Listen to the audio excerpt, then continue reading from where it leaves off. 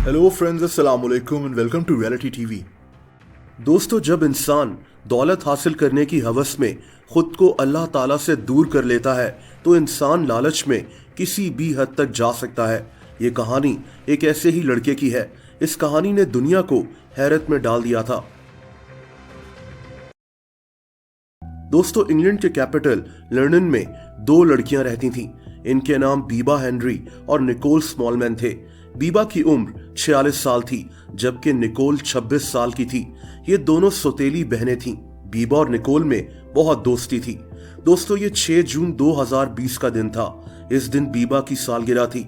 London में मौसम बहुत अच्छा था, हल्की सी ठंड लेकिन धूप भी निकली हुई थी। इन बहनों ने प्लान बनाया कि ये लोग एक पार्क में बीबा की सालगिरह मनाएंगे। इस पार्क का नाम फ्राइन कंट्री पार्क था। इन्होंने अपने कुछ दोस्तों को भी इस पार्क में इनवाइट किया। कोरोना की वजह से ये दोस्त कई दिनों के बाद एक दूसरे से मिल रहे थे। इस बर्थडे पार्टी के दौरान इन लोगों ने एक दूसरे की तस्वीरें भी लीं, जो आप देख सकते हैं। दोस्तों, जैसे जैसे रात होती गई तो इनके तमाम दोस्त एक के बाद एक करके यहाँ से चले गए, लेकिन ये दोनों बहनें अभी भी इसी पार्क में मौजूद थीं। इनके पास कुछ लाइट्स थीं जिनके साथ ये अपनी तस्वीरें ले रही थीं, लेकिन ये नहीं जानती थीं कि ये इनकी जिंदगी की आखिरी रात होगी। ये दोनों बहनें इस रात घर वापस नहीं आईं। दोस्तों, वक्त गुजरता गया लेकिन ये दोनों बहनें लापता थीं। ये अपना फोन भी इस्तेमाल नहीं कर रही थीं। इनकी मां ने इनके तमाम दोस्तों से भी पता किया, लेकिन किसी को इनके मुतालिक कुछ भी पता नहीं था। अब इस मामले में पुलिस भी इन्वॉल्व हो चुकी थी। दोस्तों, 2 दिनों के बाद पुलिस को उसी पार्क से वो तकिया भी मिल गया जो ये बहनें बर्थडे के लिए लेकर गई थीं। यहाँ से इनको इन बहनों का बैग भी मिल गया। इस पार्क को मजीद सर्च करने पर पुलिस को यहाँ से एक खून आलूद चाकू भी मिला और बहुत जल्द इनको पार्क की झाड़ियों के अंदर इन दोनों बहनों की लाशें भी मिल गईं। किसी ने इनको कत्ल कर कर यहाँ रखा हुआ था।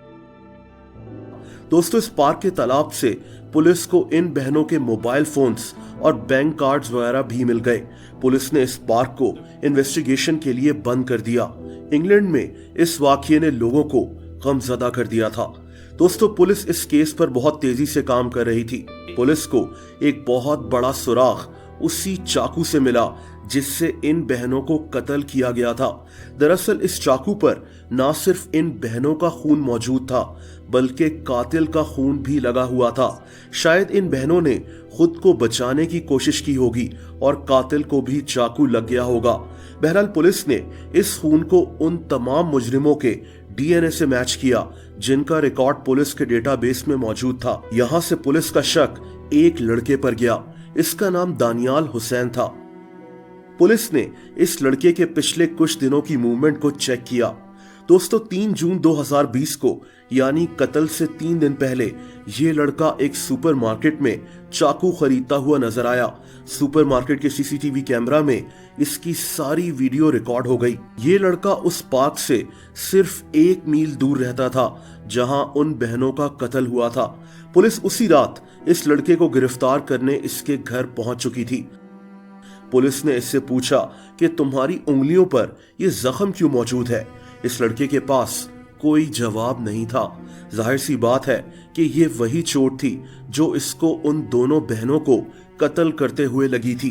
पुलिस समझ चुकी थी कि यही वो लड़का है जिसने दोनों बहनों को कत्ल किया है। दानियाल की उम्र सिर्फ 19 साल थी, लेकिन सवाल यह था कि दानियाल ने इन लड़कियों को कत्ल क्यों किया। ये तो इन दोनों बहनों को जानता तक नहीं था। दोस्तों, इस कत्ल की वजह जानकर आप शॉक रह जाएंगे। दानियाल के मुताबिक इसने शैतान के साथ एक मुआहिदा किया था, एक बकायदा अग्रीमेंट जिस पर इसने अपने खून से साइन भी किए थे।